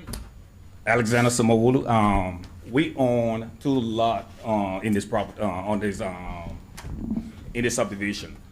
So, my concern right here is that we had a meeting, I believe, on February 21st, and we had made a decision to table this whole thing here. So when we table this right here, my surprise to find out that he had a letter to have it long, more, was surprising to me, And I have no problem with following the ordinance, like you said. We can follow the ordinance and we can make sure we do the right thing, But I think, like someone said, he needs a due process, I'm a veteran, work for the VA. Everything we do, we go through a due process. I'm not sure how it works over here. Every area is a little different, But if we can get him through the process that he needs, and thereafter, we can take any action that we need to. But if we table this the last meeting on the 21st, then, going behind and doing what we're doing, I don't think it's right, I don't think we're treating our neighbors the right way. That's my problem. That's what I'm against right now. Okay. Huh? Mr. Gray? Thank you for your Yes, comments, we sir. were in the, Thank you for your- February 21st. It Thank was you for your tabled. comments. Yeah. Thank you for your comments. Okay. Mayor, Appreciate you coming. can I say something? I need to clarify some stuff. Councilmember, School board member. School Board Member Gray. My name is Daniel Gray. Currently building out there. Serve as a commissioner on the improvement district. And I agree that this is not a neighbor issue. It's not something I signed up to be a commissioner for. I want to talk about the sewers, the streets, and the gates. Grass mowing and things like that, although it is in the bill of assurance, this is what it's not neighborly to talk about this stuff. That's why we live in a city with code enforcement and these issues. And I actually saw Chief Hibbs at a restaurant. We were talking about all things city, and this came up, and I actually said, well, isn't Foxwood Estates in the city? Don't we have to follow code out there? So why would we have any kind of difference? So I think that's what sparked it as far as code coming out there. It wasn't anything that the improvement district did, the homeowners association did. We didn't violate any of tabling anything that was discussed in a meeting. This was, we live in the city of Jacksonville. There's code enforcement. I said something to the chief of police, and here we are. So, Well, Mr. Mayor, with the council member, with what Daniel said, I'm fine with it. But when we said they get people to speak on his behalf, you can find what you find on the other side. That's the problem we're dealing with. I'm gonna talk, my wife gonna talk, my niece gonna talk, my son gonna talk, my daughter gonna talk. Those are the problem. We are neighbors who live together. We need to learn to just separate our differences and solve the problem. so we're gonna bring it. We got an issue over here. We'll bring it to y'all paid officials to handle it for us. So that's all I got. I mean, that's fine. You need a due process. Mr. Mayor, I move we adjourn. Your Honor, may I I? was gonna recognize if somebody, what? He said he wants to I have adjourn. a- I said, I need a motion. I was gonna let Mr. Carlisle come I speak. just want to say one thing. Y'all know I've been up here before. We're letting everybody. I'm Philip Carlisle, I'm one of the neighbors out there. Y'all know I've been up here before for grass ordinances, I mean, more than once, but y'all may or may not remember this. That's yeah. all I'm saying, thank you very much. All I'm saying is there's a code, you either enforce it or you change it. That's all there is to it. So, that's all. Thank you. All right, I have a motion No. May I respond? I have, Oh, hold on. We got one more, yeah. All right. Hold on, Mr. Swift got one more thing. Go ahead. I got one, yeah, the appointment. Hold on just a second. He's got- Go ahead. I have a gentleman here who bought the lot directly next to this natural area, and he's come this evening to speak, that he has said that he has intentionally bought next to this area for the benefit of his children and grandchildren. I would like to let him be heard. The only thing I have with that is what we have decided is that it's not whether or not your neighbor is okay with it, or the neighbor over here is okay with it, or I'm against it. It's what the ordinance says, so I really don't see any need. And you have an telling us appeal that he likes it, process coming 'cause up. It's not gonna change And anything. part of the appeal process will be that you do have to prove a hardship. Okay, in that case, may I request the 90-day extension that Mr. Blevins has said, so that I can? You have an appointment with the Board of Adjustments. Yes, I do, but. That's They the could grant process, that, and yes. that you have agreed to, and we're not saying cut it today, we're saying let you do the process. Let you I go would through not your be asking process. To extend the process. Now, if in the event you go to the Board of Adjustments and they say it's a no-go, then you Yeah. got That was not the best choice. Okay, you need me?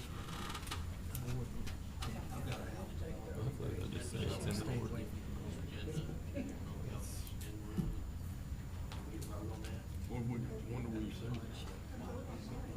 What are we voting on? For who? For which one? The one that the planning commission approved. I didn't get any plats. Did we get any more plats? I don't know, I've been up on No, I didn't get any. Yeah, be the next We meeting. can do it. But we don't, not without the plat. Hey, let's try this. Hey, Jimmy, is it gonna hurt him? Is it gonna slow him down? I'm gonna hammer you. The second of June. Okay, Ask him. The appointment, I think, that's on here. okay, I'd entertain a motion to reappoint Jeff Elmore to the Sewer Commission for 2027. Got a motion, second, all in favor, say aye. Do we have a motion to adjourn? Hold on. Oh, announcement?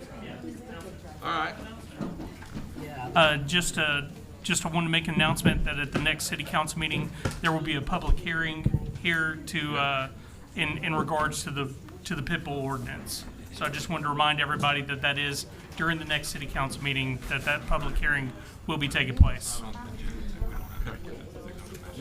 Motion to adjourn.